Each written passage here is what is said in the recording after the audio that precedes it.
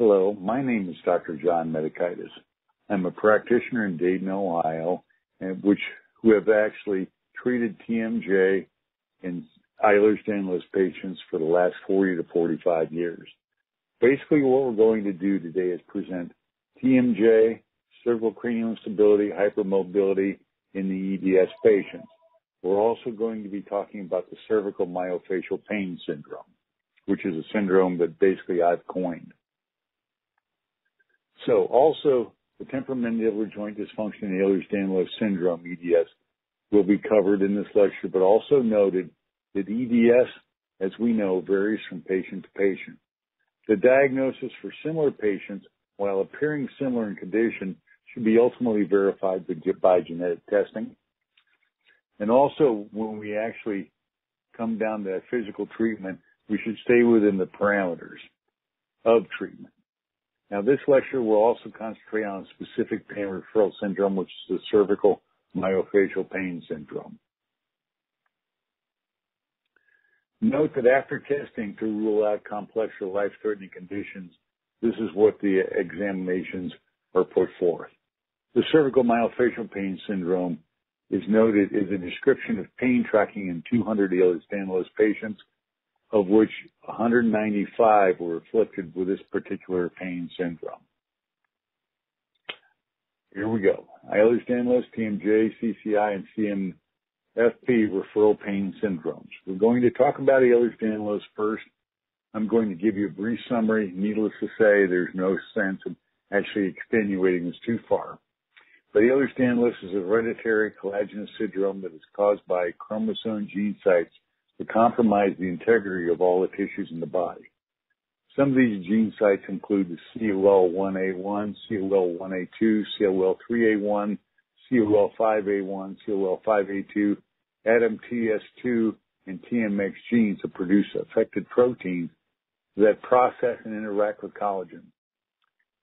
Biochemical and gene identification are the principal components in EDS type classifications for the patient, and chromosomes 13 and 15 with genetic alterations of fibrillin alter the glycoproteins that form the elastic fibers in collagen.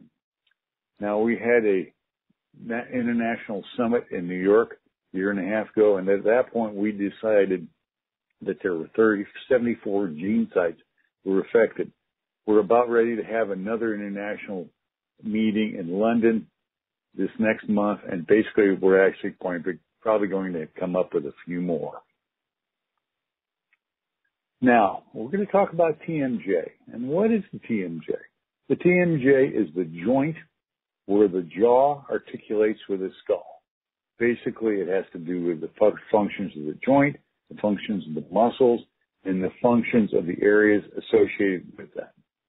So, what is normal function of the TM joint? Number one, opening your mouth. Normal opening is 40 to 55 millimeters. Sometimes in the Ehlers-Danlos patients, they can open as much as 75 millimeters. What tends to happen is after they do that for a period of time, they will actually injure the joint, and the opening is sometimes limited to the 20 millimeter area. Don't hyperextend or open the jaw too much. There are no deviations upon opening. In other words, when you open your mouth and look directly into the mirror, the jaw does not deviate from side to side. Both joints are working simultaneously. There's no pain with opening the mouth. There's no tightness or lancetating discomfort. There are no joint sounds in the joints of the TMJ. There's no popping. There's no clicking. There's no crepitus. In other words, the joints are working smoothly as they're supposed to. Also, when the patient chews and or puts his teeth together, it's fairly normal position. There's normal chewing. There's no problem digesting and or eating food. And the one thing that is notable is that the lateral motion of the condyles, when you open past the rotation of the joint, and the joint has two motions, a rotation and a translation, which we will talk about in a minute, there's a lateral motion to the joint. So in other words, the joint itself sits 12 to 13 millimeters in front of the tragus of the ear. If you put both fingers on that area and open the mouth, you'll actually feel the condyle spread from 33 millimeters on. That is normal joint opening. In other words, the condyles are actually tracking upon the meniscus, and that is opening. If, in fact, you do not feel the opening or you feel the area flat upon opening, then we have a discal subluxation. What is not normal? Well, we just talked a little bit about that, but let's go into a little bit of definition. Number one, the mouth opening is limited. In other words, you can't get your mouth open much past 33 millimeters.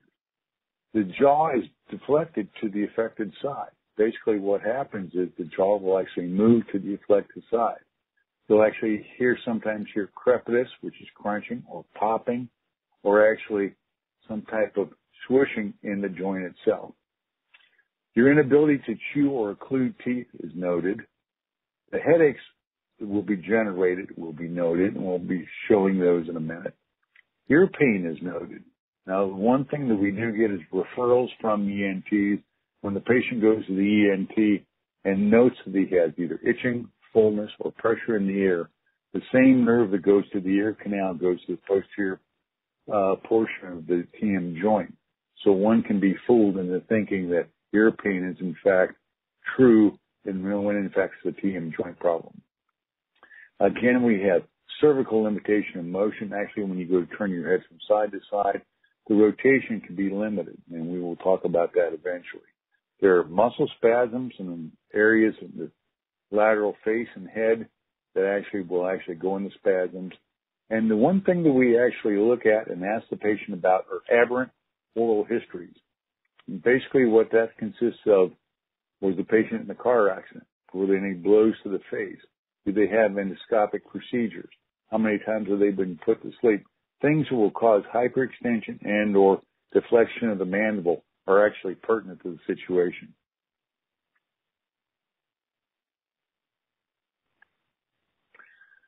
Let's talk about the muscular anatomy. Now, the muscular anatomy of the TM joint, primarily when you talk about the face and the head, has to do with closure. In other words, these are all closing muscles. So what are dictated as the muscle of mastication actually produce the headaches, the tension and the lateral headaches that you feel in the temples and the lateral side of the face. Those muscles include the temporalis muscle, and the temporalis muscle has three different sections. It has an anterior, a mid, and a posterior section. Depending on which section is providing the discomfort, if it's anterior, that means the jaw is being drawn forward. It's in the middle of the muscle, that means the patient is clenching. If it's in the rear of the muscle above the ear, that means the jaw is retreating. So you actually use the temporalis muscle as a meter to actually tell where the area is and where the discomfort is. The next muscle is the masseter muscle, which basically goes from the zygoma of the cheek and goes to the angle of the jaw. Now, the masseter muscle has three portions. It has a superficial, a deep, and a mid portion. Now, these areas actually provide spasms but actually give pain referral into the teeth and to the roof of the mouth. A lot of times we hear about teeth needing root canals on upper first molars when in fact it is a muscle spasm, not a tooth problem. The internal pterygoid comes from the angle of the jaw to the medial wing of the sphenoid bone, and the external pterygoid goes actually to the joint itself. It goes to the superior head of the meniscus, which is the cartilage in the joint, and to the inferior head that goes to the condyle. Now, when you actually open your mouth and move from side to side, that's the muscle that actually gives the impetus for the motion. Now, also, if you get lancinating pain into the joint itself, a lot of times there's actual spasms in this muscle. Now, keep in mind that these are all closure muscles. Now, when we talk about opening muscles, the muscles in the inferior border of the mandible and the anterior neck and suboccipital triangles are the opening muscles, and they include the anterior belly of the digastric, directly under the tip of your chin, the omohyoid muscle, the superior pharyngeal constrictor muscles, and the middle pharyngeal constrictor muscles. The constrictor muscles actually close the throat down and actually deposit the food into your esophagus as you swallow.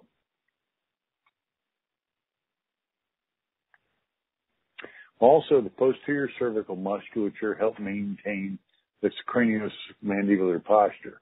And those muscles include the internal oblique muscle, the rectus capitis minor, the trapezius, the semispinalis capitis, and the levator scapulae muscle. These actually all help maintain the head posture. Now, when you actually talk about the joint itself, there are a number of structures inside the joint that actually will cause pain. The most notable structures are the synovium in the joint. In other words, the fluid and the lubrication to the joint itself. There are 4 separate synovial membranes in this joint. Anterior, inferior, superior, posterior, inferior, superior, and they actually provide the lubrication for the joint. They also generate a lot of pain upon malposition. Now, there's also a temporomandibular joint ligament that actually goes across the joint itself, goes from the anterior tragus of the ear up to the area behind the eye. There's a lateral collateral ligament that actually holds the cartilage in place. There's a posterior laminate tissue, which is the area behind the meniscus, and the retrodiscal tissue, which holds the nerves and the blood flow in the posterior part of the joint. Now, the one thing that's noted is the meniscus itself, which actually sits between the condyle and the articular eminence.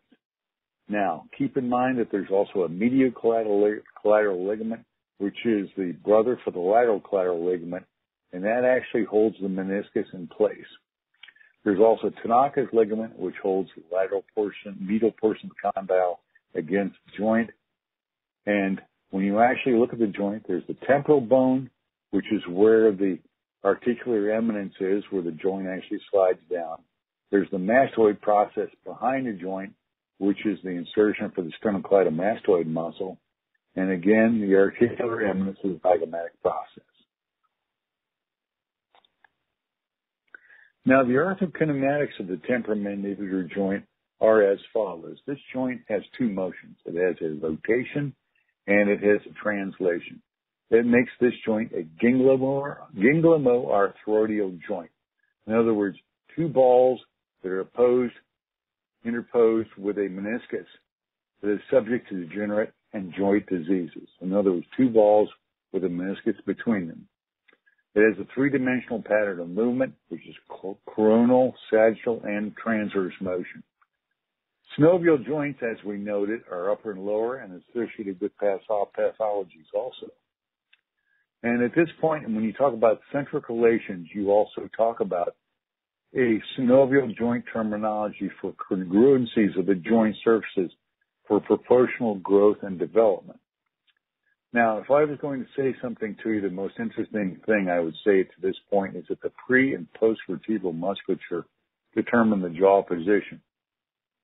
Also of note is the craniomandibular rest position is a function of the mandibular rest position.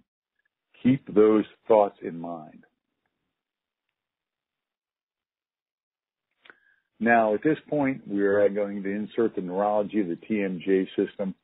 And basically, the TMJ system is run by the trigeminal nerve. The trigeminal nerve is the 5th cranial nerve. It is the largest nerve in your head besides your brain. It has 3 major branches. V1, which is the supraorbital branch, which is the notch in your eyebrow.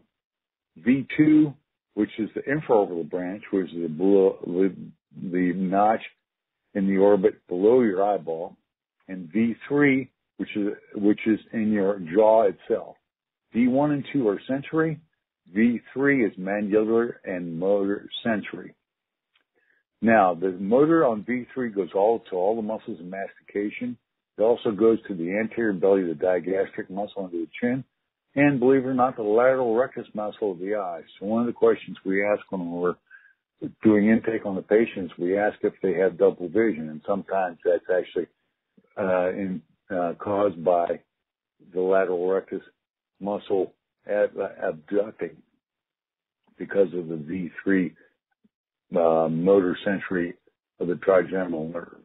Now keep in mind that C2 has a branch of the trigeminal nerve as well as far down as L2. Now when you talk about neurology, you talk obviously about convergence. In other words, the the neural areas come together to cause pain.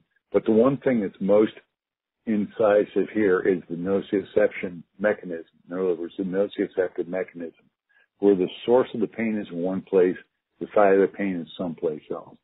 So traditionally, the most common places with anterior, inferior neck actually is the source of the pain. The site of the pain is actually at the top of the head, above the eye. It's an example of nociceptive source and site pain. The other thing we were going to talk about is cervical cranial instability, or CCI. And basically, it has to do with forward head posture and cervical cranial instability, which is a function of, number one, the head posture. Keep in mind, for every 2 inches the head moves anteriorly, it actually physically doubles the weight of the head. It actually affects the mandibular process, mandibular posture, and it'll actually cause retrusion of the jaw. It actually strains the ligamentous length and the strength of the upper back and neck. And again, the pre- and post-vertebral musculature determines the jaw position. So in other words, the more the head is forward, the more the jaw tends to retrude. And the cervical cranial rest position dictates the jaw position. So in other words, where the head and the neck goes, hence the mandible follows. All right. Now, we've talked about what's normal TMJ, what's abnormal TMJ. We talked about cervical cranial instability. And we talked about areas in the jaw joint that actually generate pain. So what we're going to do actually right now is actually do a physical exam on what the patient would actually present to you. So what we do is we actually put the patient in the horizontal position, and we actually start with the trapezius. We actually start with palpating trapezius. Which side's tight? Left side. Okay, alrighty. And then we actually go to the cervical area. And what we're feeling with Andrea is we're feeling a muscle spasm, levator spasm right there. And we're feeling a rotation of the cervical vertebrae. And we can actually physically feel the dorsal processes of the vertebrae rotated. Okay? Now, also what we're going to feel is we're going to feel the area behind the ear, which is the area of the lesser occipital nerve, and the area coming up the base of the occiput, which is the greater occipital nerve. And that area right there is sore, as you can feel. Yes. Okay? And that's what generates the pain in the back of your head, the top of your head, and above your eye. Okay? Now, the areas we're also going to palpate an area under the chin, which is the anterior belly of the digastric, the area anterior and posterior, which is the posterior belly of the digastric, and also the internal pterygoid muscle right here. Now, squeeze your teeth together. Now you can actually feel open. Now just relax and close and squeeze again. You can actually see the masseters actually come up, and you actually see the areas that are tender right there. Okay, and both of those are tender, aren't they? Yeah. Okay. Now that was the superficial and deep right here. Squeeze actually generates the kind of connection between the masseter and the zygoma itself. That actually puts pressure on the middle alveolar nerve, which lets you make the teeth sore. Now you know what makes the teeth sore, right? Okay, all right. Now another area we'll palpate is actually the lateral portion of the jaw. So we're going to actually have Andrew open. Did you feel the pop right there? Oh yeah. Okay, now stay open. Which side's sore? Left side. The left side, okay. And that'll tell you that you have inflammation in the joint itself. Bring your jaw forward. Which side's sore? Right side. Right side. And that tells you what's happening in the posterior portion of the joint. That's the posterior laminate area that we just talked about in the presentation. Now, open again. Which side's sore? Left side. Okay. What we did was we pushed on the anterior portion of the ear canal, and that actually tells you what discomfort is transferred from the ear canal to the joint itself. Okay? Now, open for me and close. Squeeze your teeth together. Now, what we're actually doing is palpating the temporalis muscle. And that basically goes from right behind the eye to the vertex to the area above and behind the ear. Okay?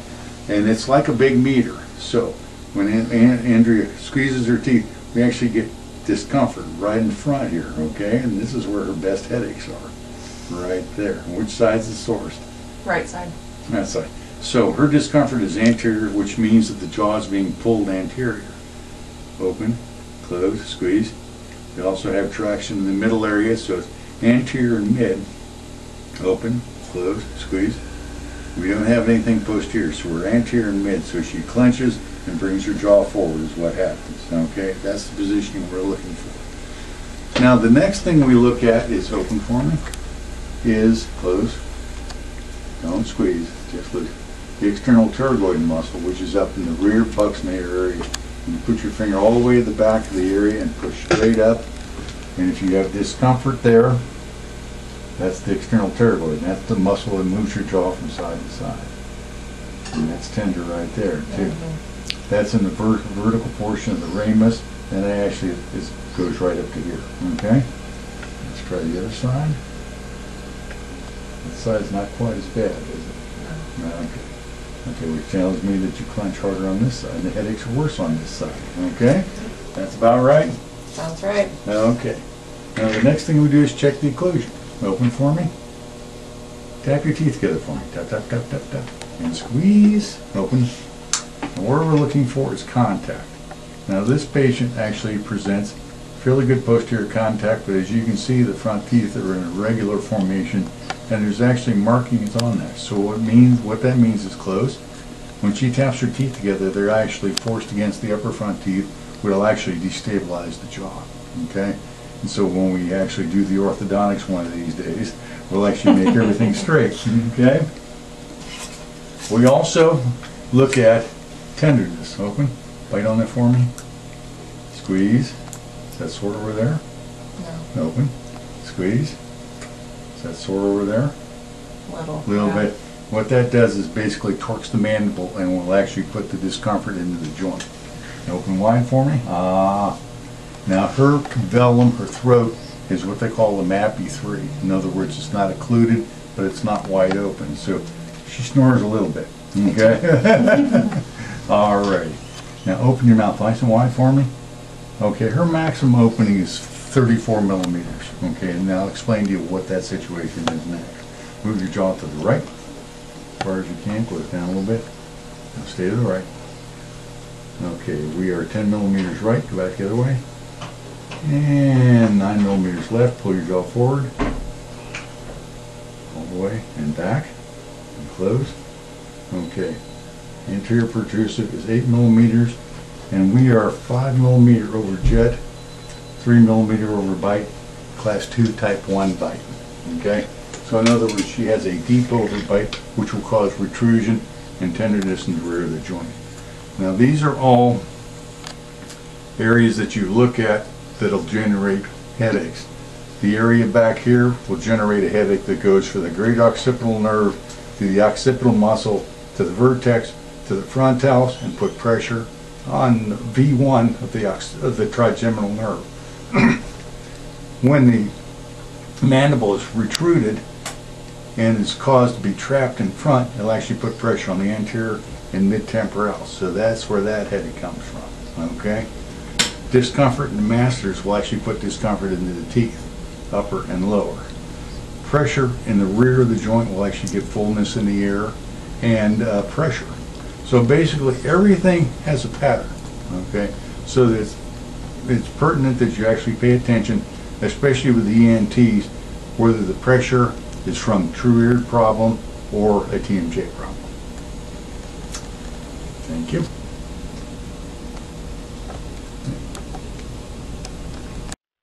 When we're talking about the cervical spine and cervical spinal CCI, basically we're talking about possible testing. Now, there are 3 major ligaments in the upper portion of the neck. The first major ligament is attached to the atlas, and basically testing for this has to do with rotation. So if you take your head and put it to your chin, then rotate your head to the right and to the left. If the ligament is in good condition, you will get a 50% rotation to the clavicle going right and left. If in fact this is not in good shape, you'll actually feel a prominence of the C1 tubercle below the ear behind the mandible. This actually is one of the situations that places C1 anterior and sometimes to the spinous process to the inferior border of the skull. Another ligament that is actually part of the situation has to do with the axis testing, or C2. In other words, the alar ligament is what is attached to C2. It goes from the odontoid process of C2 to the skull.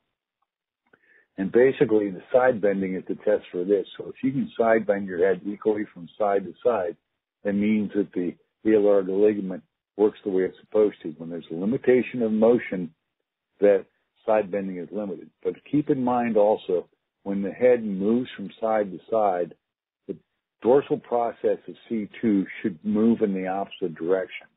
So if you move to the left, the dorsal process should go to the right, and vice versa. Moves right, it goes left. When it does not, we either have a torn alar ligament or we have actual fracture in C2, and a physician should see this patient immediately. This is a rotation of the atlas, and one of the areas that would actually protrude in behind the jaw and below the ear. You actually feel the tip. Now, when we talk about cervical cranial relationship, C2 is the keystone for the cervical stability. Now, we're going to see in a minute imaging of the anterior and posterior open mouth positions in coronal imaging. Vertebral rotation will be seen. Now, if the vertebrae rotates to the right, the dens in the anterior arch of the C1 space will increase on the right and vice versa. The occlusal plane will be elevated on the opposite side of rotation and vice versa.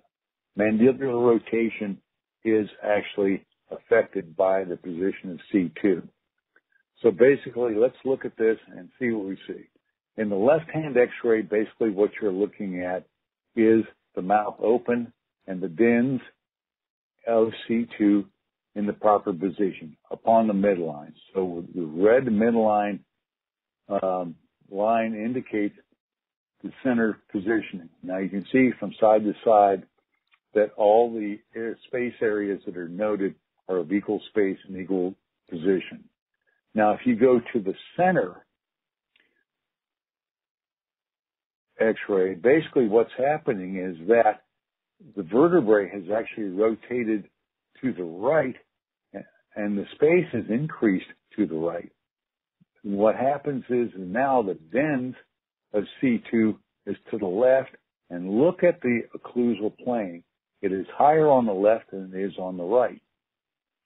The vice versa occurs in the left area. We see rotation of the dens to the left. The space increases, as you can see with the arrow. But look at the occlusal plane. The space is higher on the right. So basically, if we have dislocation of C2 or rotation of C2 out of position, it will actually affect the occlusal plane, affect the musculature, which will cause spasms, which will cause headaches.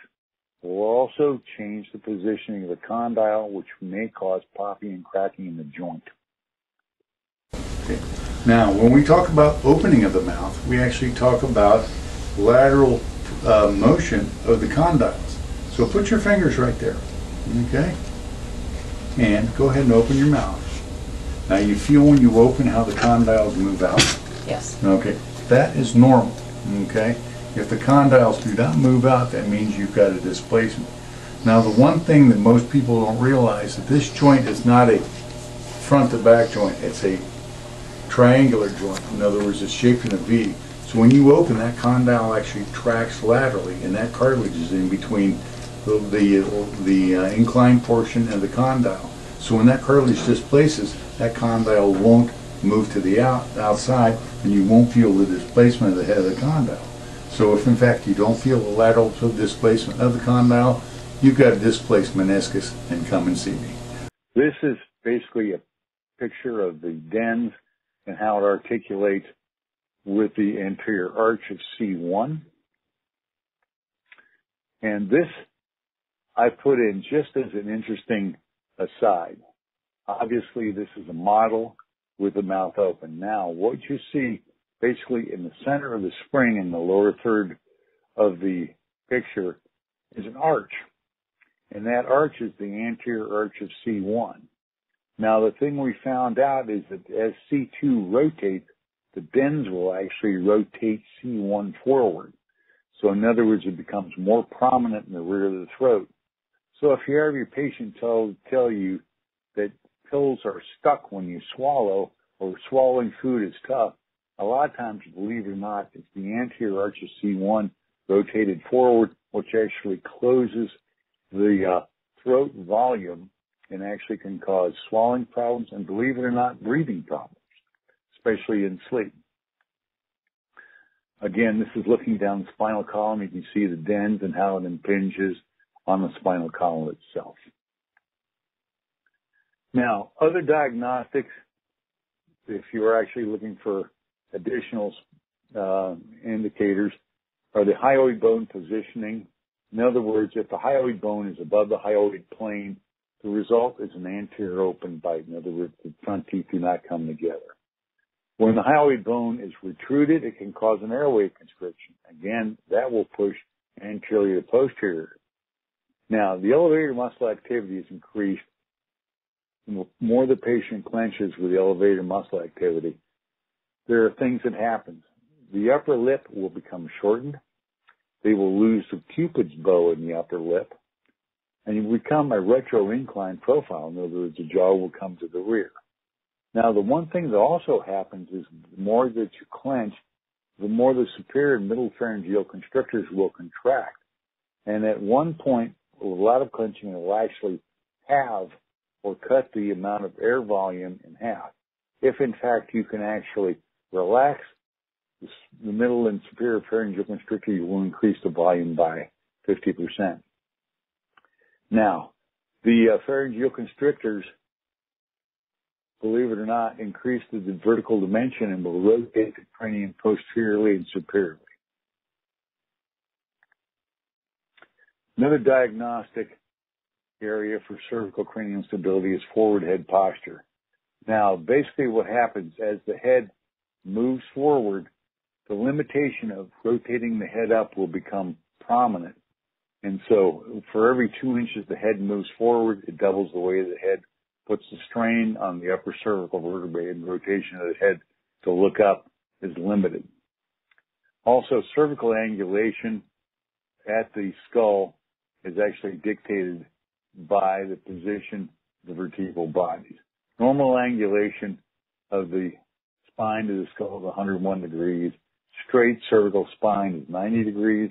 A kyphotic or inverted cervical spine is 80 to 84 degrees with likely neck pain. Also, torticollis is noted, and we know that torticollis is basically caused by C5, C6 rotation. And there's also spasming in the sternocleidomastoid muscles in the lateral side of the neck.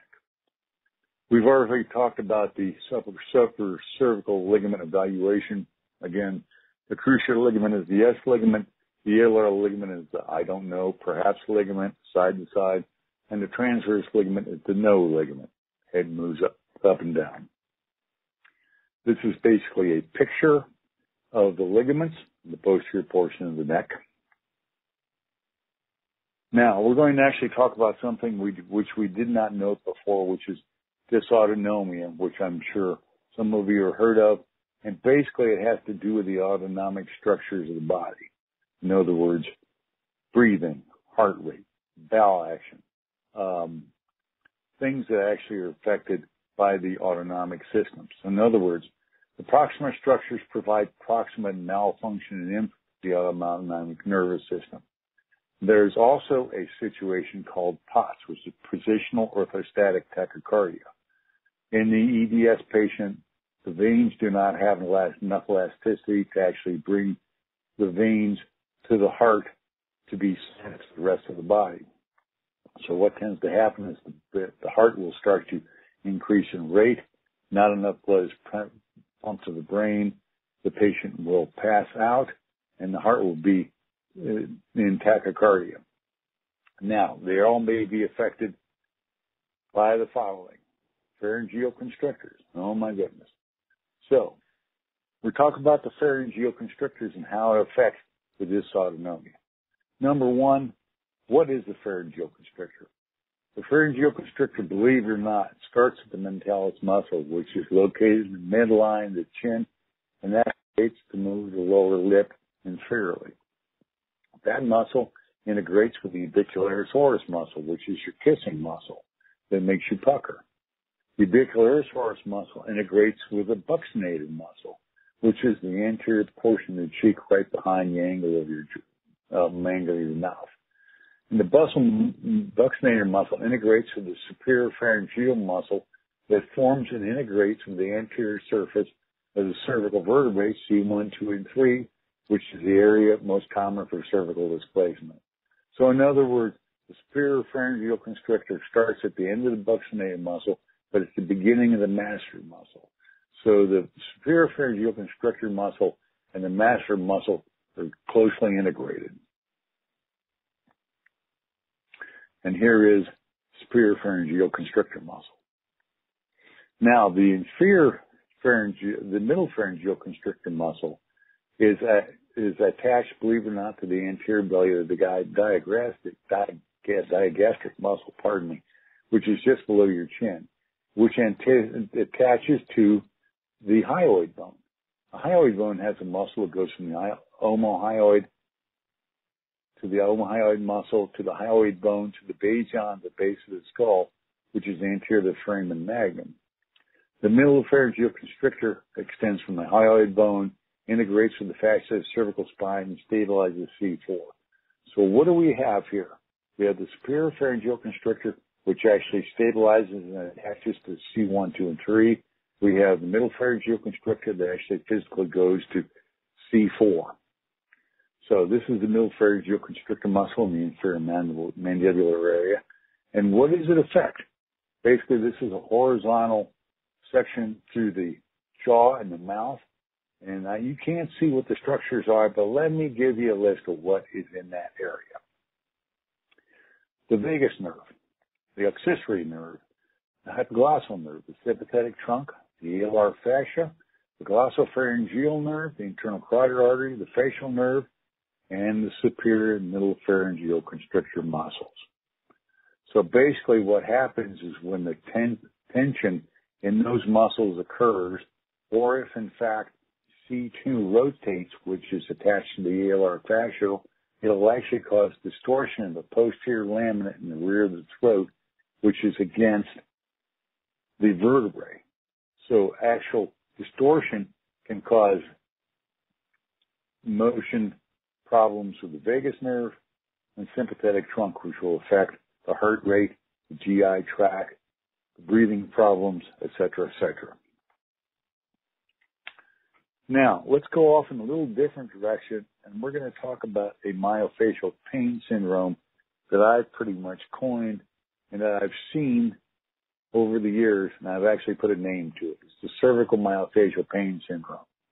Now, what it does, it's in effect, has to do with areas of the back of the head, the back of the neck, and the face that actually work together. Now, there is a situation called Chiari, which is when the brain actually starts to fall through the foramen magnum. When surgeries are done to actually open up the foramen magnum and stabilize the upper cervical vertebrae and the skull, one of the things that the surgeons usually do is actually allow me to position C1 and C2, and this is the reason why. The mandibular positional change will cause the superior and middle pharyngeal constricting muscles in attention. The tension affects the cervical plane. This will induce an avulsion of the upper cervical vertebrae in C1 and C2. It goes vice versa also. But when the vertebrae avulse, the stabilizing musculature, especially the levator scapulae muscle, which is the opposite of the rotation, will actually become and go in spasm. Now, the levator scapulae muscle extends from the dorsal process of C2 to C7 and inserts into the medial inferior aspect of the scapula. This pain will feel like a knife underneath the shoulder blade when it is in spasm. The tenderness extends from the neck to the shoulder blade. Now, we talked at the end about the cervical myofascial pain syndrome, which is my syndrome. And basically what this is a series of indicators, basically because of the rotation of the C2 and C1 vertebrae. Now, when Chiari surgeries are done, a lot of the surgeons actually have the patients come and see me to actually get the vertebrae in line. And the reason is this. When C2 rotates, and that's, you feel that right there, you can feel the dorsal process, it causes a couple of situations like we talked about in the presentation. But that presentation actually does not show you that spasm right there in the back of the neck. You feel that right there. Feels like a ball rolling back and forth. And that actually inserts into the medial portion of the scapula, okay? And actually gives you, that's the sensation of having a knife underneath your scapula. That's where it comes from. Now, another thing that occurs is usually when C2 rotates, it will bring C1 with it. So actually, it actually forms a tenderness below the ear, behind the jaw, and it's right there. And you feel that, okay? So that will actually protrude. And you feel this muscle right here, the sternocleidomastoid muscle that comes from the mastoid process goes right over the top of that lateral process of C1, and that will be tendered from here all the way down to here. Right? About right? Okay. Okay. Now another thing that occurs is that the greater occipital nerve actually comes out of the dorsal process of the neck and goes through between C1 and C2. And it'll actually go up the back of the head. So that's what actually proceeds to the greater, to the occipital muscle, to the vertex, to the frontalis, and it'll actually put pressure on the sensory portion of V1, the trigeminal nerve. So we got pressure above the eye and behind the eye, at the vertex, at the back of the head, and at the base of the skull. We have pressure and discomfort going underneath the shoulder blade, and in the lateral process of C1 going down the throat. All of these actually come with the rotation of C1 and C2. Now, the biggest situation is when the Chiari surgery is done, and Chiari basically is when the formation of the brain actually loses its form and actually starts to fall through the foramen magnum. So we actually go in and relieve the foramen magnum anywhere from 9 to 12 millimeters. Well, when we align C1, C2, and the skull, all these symptoms that we talked about underneath the shoulder blade or the eye, lateral neck will not be present, and therefore the Chiari surgery goes better. All right? All right, okay. That's it. And this is what it looks like. Now, the lateral prominence and lateral tubercle of C1, 75% of the time tracks with the rotation of C2. So in other words, the dorsal process of C2 is to the left. C1 will track with that. So basically, the C1 vertebrae will be the dorsal eminence rotation opposite of the vertebral body rotation. Now, C1 will actually torsion laterally and become prominent below the styloid process in the ear and behind and under the ear. This prominence will produce a medial pressure to the sternocleidomastoid muscle, and hence tenderness along the side of the neck will be noted. Also, the inferior portion of the neck with the sternocleidomastoid area will actually make the longus colli muscle actually tender also. Now, one other thing that happens when C2 rotates, it causes a compression to the greater occipital nerve, okay? Basically, the lesser occipital nerve exits the area between C0 and C1, the skull and C1, and goes behind the ear. Between C1 and C2, the greater occipital nerve, dorsal root exits, goes through the trapezius and actually proceeds to go up the rear of the head. Now, what that does is the compression will cause the occipital muscle spasms. The occipital muscle is in the rear of the head. This spasm will cause tension on a piece of fascia called the aponeurosis, which basically goes over the top of the head from the occipital muscle to the frontalis, which again, is a large piece of connective tissue. Now, this connective tissue actually puts pressure, believe it or not, on the frontalis muscle, which puts pressure on the first branch of the trigeminal nerve. So here's the aponeurosis going from the occipital muscle in the rear of the head to the frontalis in the front. So basically what you end up with is a situation where the rotation of C2 will produce spasms under the levator scapulae muscle, compression in the lateral neck, pain in the back of the head, top of the head, and over the eye, and behind the eye, with the compression of D1. Now, when the surgeries are done for the Chiari, when I can eliminate by rotating and repositioning C2 and C1, all these symptoms are eliminated or limited, and it allows the rotation and the fixation of the skull to C1 and C2 to actually garner a better result. So here we are, the MPS symptom summary. In other words, the myofascial pain summary. Okay? What happens is when the hypermobility occurs, the following can happen. The mandibular joint can malfunction. That induces a mandibular position change, a joint compression, a malfunction, a muscle spasm, contractions, and degeneration of the joint and headaches. Now, the mandibular positional change induces a cervical change that causes muscle spasms that extend from the infrascapular area to the anterior and lateral neck, below the ear and behind the head, to the aponeurosis of the frontalis area over and behind the eye, and causes a D1 compression.